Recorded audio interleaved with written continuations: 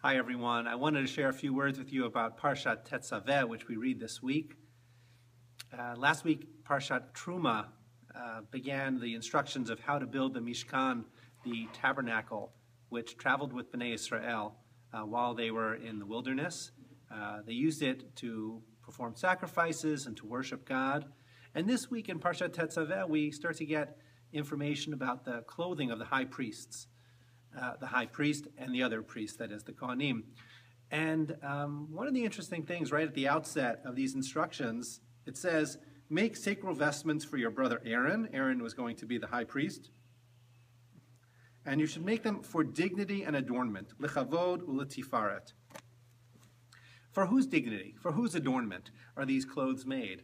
It's a reasonable question. It may seem obvious to us. On the one hand, who is being adorned?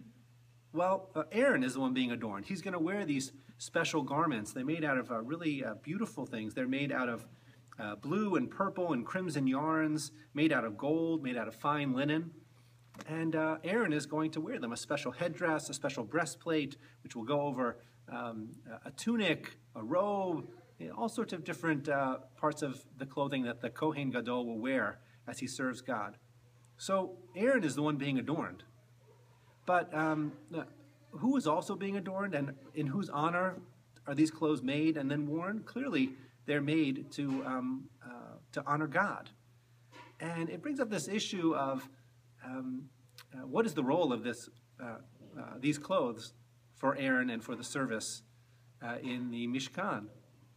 I think that the way I understand this is that the Kohen Gadol wears all of these garments to give him a certain kavanah, a certain intention, a reminder of what his job is in those moments when he is in the Mishkan. He's not there on his own. It's not just Aaron who's wearing them.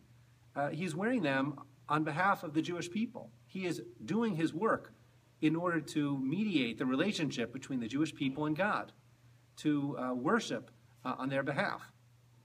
And the special nature of these garments is supposed to mirror the special nature of his role.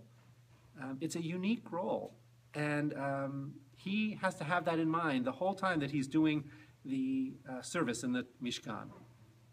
So it helps him. If he were walking in his street clothes, so to speak, that transition from regular activity to special holy activity might not be there. Now, we have representatives, whether it's in government or in community or in our families, and we hope that they will keep us in mind when they are doing things on our behalf. And I think that there are all sorts of symbols in our lives, whether it's the sign outside a door, or perhaps it is special clothing, or something else that reminds us that there are moments when we act not only on our own behalf, but on behalf of others as well. Sometimes people don't do that. They have their own concerns as opposed to remembering that they represent something broader. But if it works just right, the special clothing doesn't just serve formality for formality's sake, which would be hardly worth it at all, but lechavod uletifaret, to adorn and to honor. Not just the person but who is wearing those clothes, but really to honor and adorn God. Aaron had a very important job to do on our behalf, and the clothing is just one element that helps him remember who he represents, who he, in a sense, brings with him into the Mishkan to do that work. And if he keeps that in mind, he actually does facilitate our relationship with God and represents us well. And so, as I say, formality for formality's sake is not the intention of the Torah here.